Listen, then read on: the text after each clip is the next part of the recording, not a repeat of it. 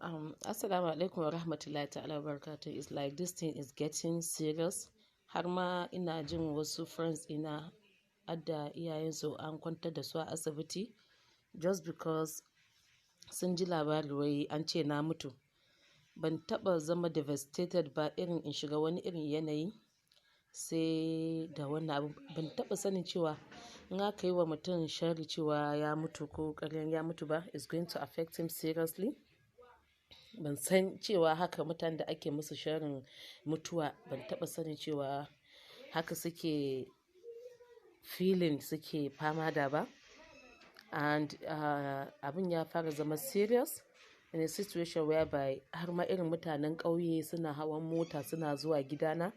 Mom dina tun da abin da ya fara ana ta yawo cewa na hatsari kafin ma su fara cewa adda na mutu.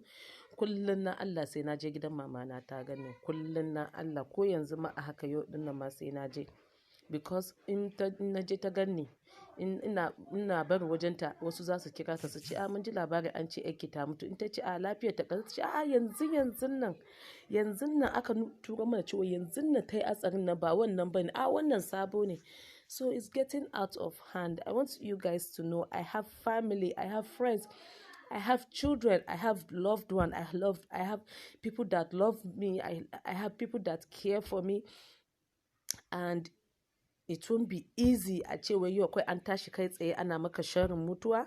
People calling me, even though I'm baffin, zan ce mutane kanne na su daga waya ko in ce ko yanzu waya na kawai waya ne calling. I have to even put my phone in flight mode ma ina sa in yi bacci, and ina sa flight mode ma ina tunanin who is going to call me to ask how I'm doing and how ya nake, me wani hali nake ciki. People calling me from everywhere asking me am I okay, am I alright. I just have to pick the call to tell them that I'm fine. I have to pick the call to tell them I'm okay. This is not fair at all. This is not fair. Wannan abin da wasu suna wannan abin ne a YouTube just because they want to have followers, they want to have view. Kuma Liberty TV ne suka fara wannan abin. Liberty TV ne don an turo mu da evidence, da breaking news da Liberty TV suka ce wai inna lillahi raji'un Mansura Isa ta yi hatsari. This started from Liberty TV and yanzu abin ya yaɗu ko ina. So Liberty TV, you owe me an apology. In ba ku dawo kun ce wai ƙarya ne ba, zan suyi ɗinku, because this is not fair. This is not fair. I can't even have peace in my house. I can't even have peace in my life. I've been thinking waye zai kira ni yanzu, waye zai buga kofar gidana.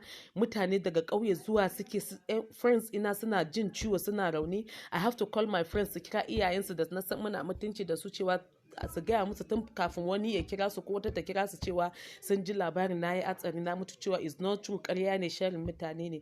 Why are you guys doing this? In kuna son ɗaukaka ko kuna son ku samu followers, bai kamata a ce sharrin mutuwa za ku yi. Tun da ke ban taɓa roƙon Allah cewa wai in zan mutu ta hanyar hatsari ko wani mummunan yanayi ba. Kullum have been praying in zan mutu Ubangiji Allah ya ɗauki raina while ina bacci.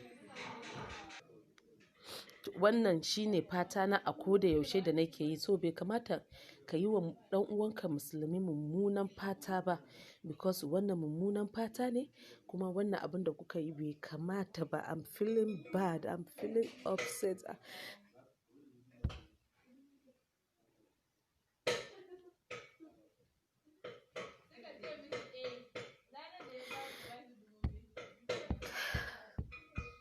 Well, na san it's like a video, in mutum ya yi video yana making impact. I just want people to know, my loved one, that wanda ba za su ma iya samu na ba, that I'm okay. I just wanted to know that I'm okay, I'm alright. Nothing happens to me. Ba wai ina tsoron mutuwa bane ba ko wani abu. In mutuwa ta zo dole in yi ta. Wannan is written. Ko wanda bai yarda da addinin musulunci ba, ko wanda bai yarda da Allah ba, ko wanda ma bai yarda da komai na duniya ba ma, ya san cewa mutuwa fa dole za a yi shi. Balle ni da nake musulma. Don haka I'm not dead, I'm okay, I'm alright, and I'm fine. But this is frustrating my life actually. I'm okay. Lafiya ta kalau, ba abin da ya same ni. ina da lafiya kalau, and I'm doing well. So duk wanda suka yi wannan abin ban yafe musu ba. I think abin da zan yi kenan, ko kuma su yi apologizing, and they are break a lot of people's hearts. A lot of people are sick right now just because of wannan posting. So wannan abin bai kamata ba, sam bai kamata ba. To ubangiji dai Allah ya sa mutane su gane cewa social media ba hauka bane ba, and this is getting out of hand.